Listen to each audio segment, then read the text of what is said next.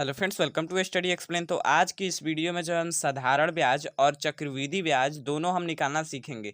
तो पहले जो है हम सबसे पहले साधारण ब्याज यानी इसको अंग्रेजी में कहा जाता है सिंपल इंटरेस्ट, और चक्रवृद्धि ब्याज इसको अंग्रेजी में कहा जाता है कंपाउंड इंटरेस्ट। तो सबसे पहले हम साधारण ब्याज तो दो सवाल को लेकर सॉल्व करेंगे ताकि आपको आसानी से समझ में आ जाए, और चक्रवृद्धि ब्याज का दो सवाल लेकर सॉल्व करेंगे ताकि आपको जो है समझ में पूरा आ जाए। तो चलिए वीडियो को स्टार्ट करते हैं। तो यहाँ पे देख लीजिए हमारे पास साधारण ब्याज इसको हमें निकालना है। तो क्वेश्चन क्या है इसका? तो क्वेश्चन है हमारा इसी तरीके से आपको दे दिया जाएगा क्वेश्चन, और उसको कहा जाएगा साधारण ब्याज निकाले और चक्रवृद्धि ब्याज निकाले। तो इसी वीडियो में हम दोनों सीखने वाले हैं, साधारण ब्याज और चक्रवृद्धि ब्याज। तो वीडियो को आप लोग लास्ट तक देखिएगा। तो पहला क्वेश्चन क्या है कि 5,000 रुपए का 2% वार्षिक दर से 3 साल का साधारण ब्याज कितना होगा। तो देखिए इसको किस तरीके से सॉल्व करेंगे। तो पहले जो दिया है इस सवाल में, तो उसको पहले लिख लेते हैं। तो ये जो दिया है ना, ये हमारा है मूलधन। तो यहाँ पे लिख लेंगे जो दिया है मूलधन। मूलधन मूलधन कितना दिया है? तो मूलधन हमारा 5,000 है। तो ये हमारा होता है मूलधन। तो 5,000 यहाँ पे लिख देंगे, 5,000 रुपए है। उसके बाद देखिए दर कितना है, तो ये यहाँ पे देख लीजिए 2% वार्षिक दर। तो दर कितना है? तो 2% है। तो यहाँ पे लिखेंगे दर, और कितना परसेंट है? तो 2%। तो यहाँ पे लिखेंगे 2%। तो यहाँ पे देखिए उसके बाद देखिए समय, यानी देखिए समय कितना दिया है? तो 3 वर्ष। तो यहाँ पे हम लिखेंगे समय। समय कितना दिया है? तो हमारा 3 वर्ष दिया है। तो यहाँ पे लिखेंगे 3 वर्ष। वर्ष में दिया है तो वर्ष में लिखेंगे 3 वर्ष। अब देखिए इसको किस तरीके से हम साधारण ब्याज याद करेंगे।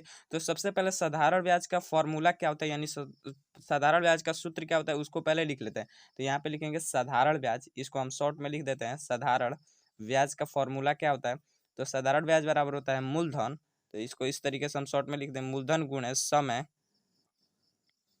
गुणे दर, और बट्टे में कितना होता है? समय। बट्टे में 100 होता है।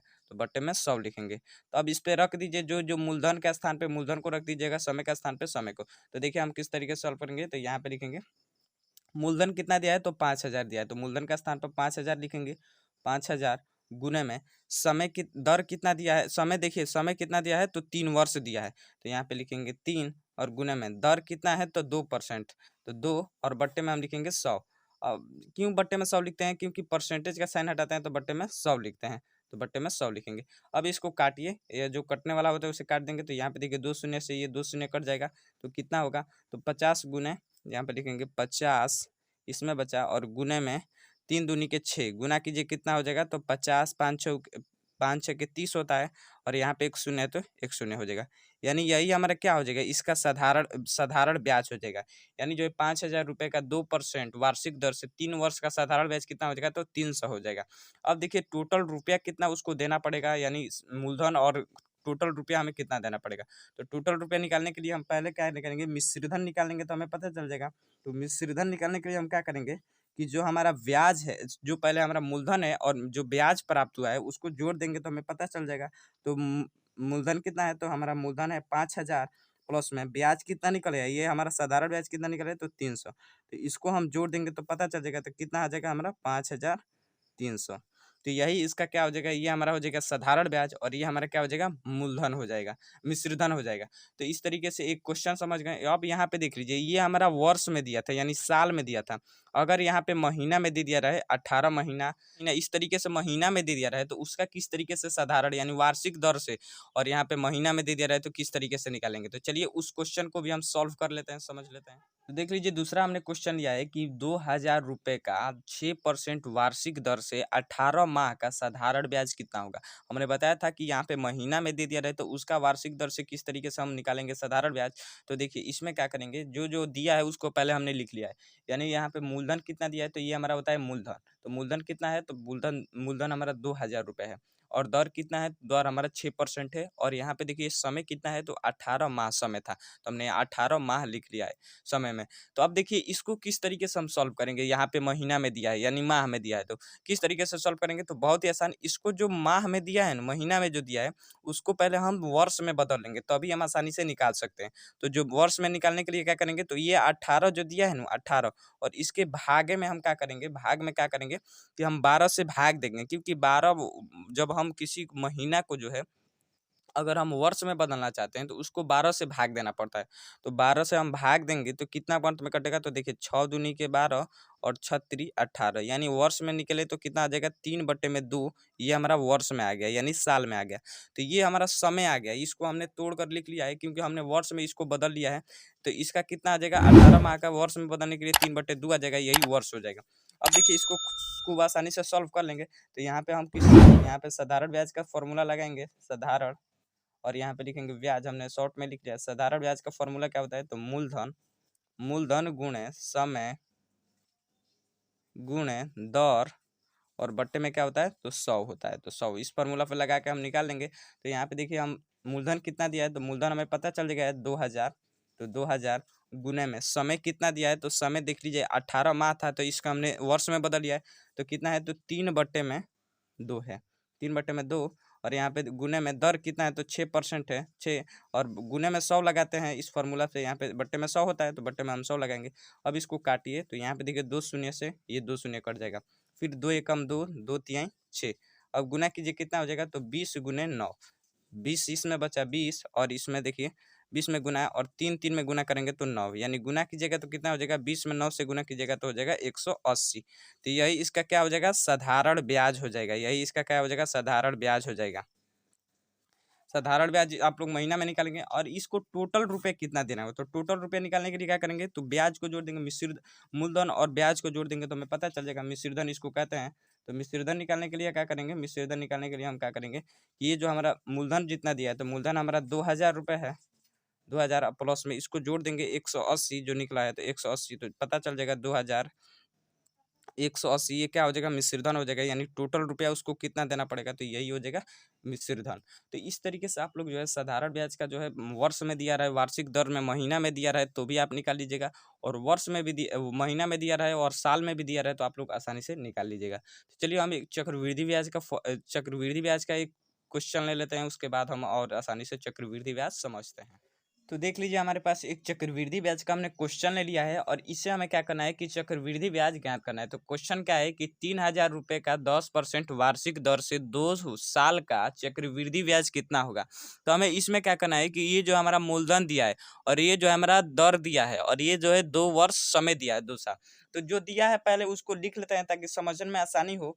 तो यहाँ पे मिश्रित मूलधन कितना दिया है, तो मूलधन मूलधन हमारा दिया है, ये हमारा मूलधन है, तो 3000 हमारा क्या है, मूलधन है 3000 रुपये।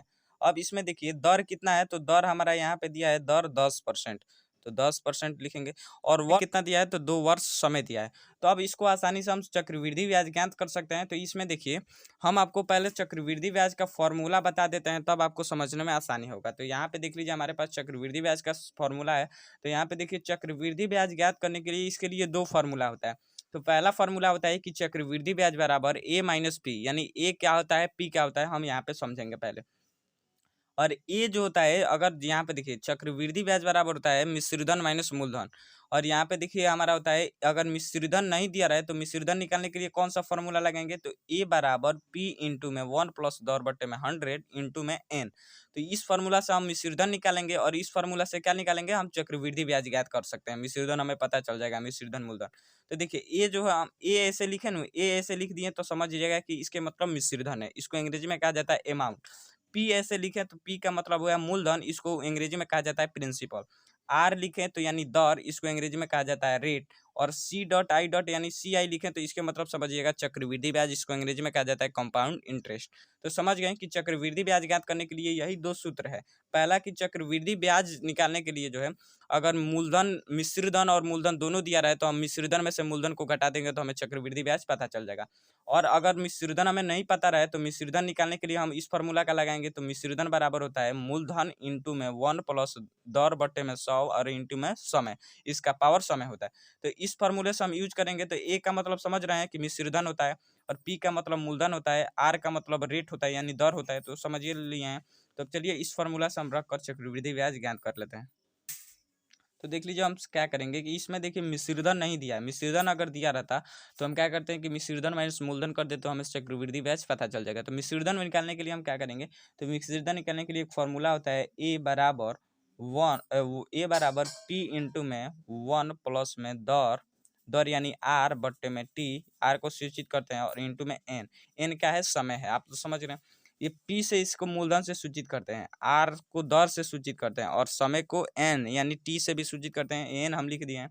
तो यहाँ पे देखिए एन, एन भी लिखते हैं, एन माने कोई भी संख्या हो सकता है, समय में जो संख्या दिया रहेगा उसको लिखेंगे। तो मिश्रधन निकालने के लिए मिश्रधन पहले ऐसे ही रहने देंगे, मिश्रधन हमें नहीं पता है।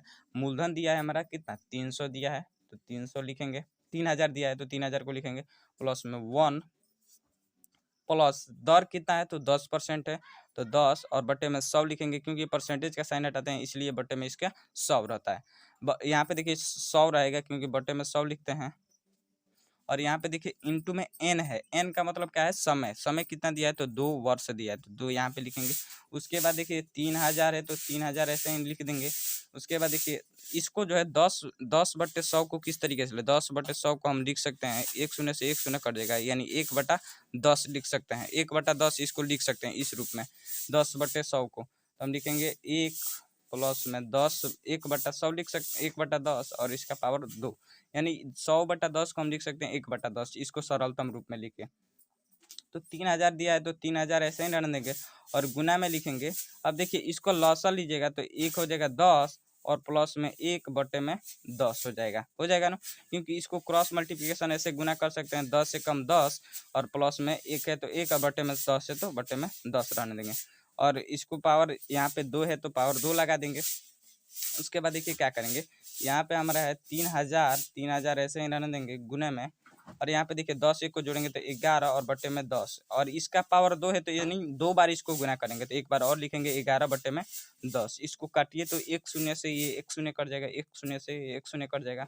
अब देखिए गुना कीजिए तो 30 बचा इसमें और गुना इसमें 11 गुने 11। अब इन सारे में गुना कीजिएगा तो कितना आपको प्राप्त होगा, तो इनमें गुना कीजिएगा तो हमारा प्राप्त हो जाएगा, तो हमारा प्राप्त होगा इनमें सारे में गुना कीजिएगा तो आ जाएगा 3630 यानी 3630, यही इसका क्या हो जाएगा मिश्रधन, ये हमारा हुआ, ये हमारा मिश्रधन प्राप्त हुआ।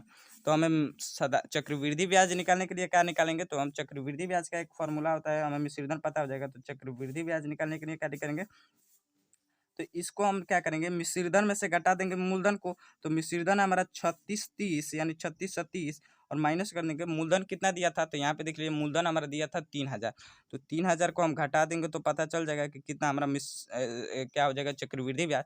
तो घटाइए तो हमारा आ जाएगा चक्रवृद्धि ब्याज 630, तो यही इसका क्या हो जाएगा चक्रवृद्धि ब्याज यानी आंसर इसका हो जाएगा। तो आप लोग समझ गए होंगे कि चक्रवृद्धि ब्याज किस तरीके से निकाला जाता है।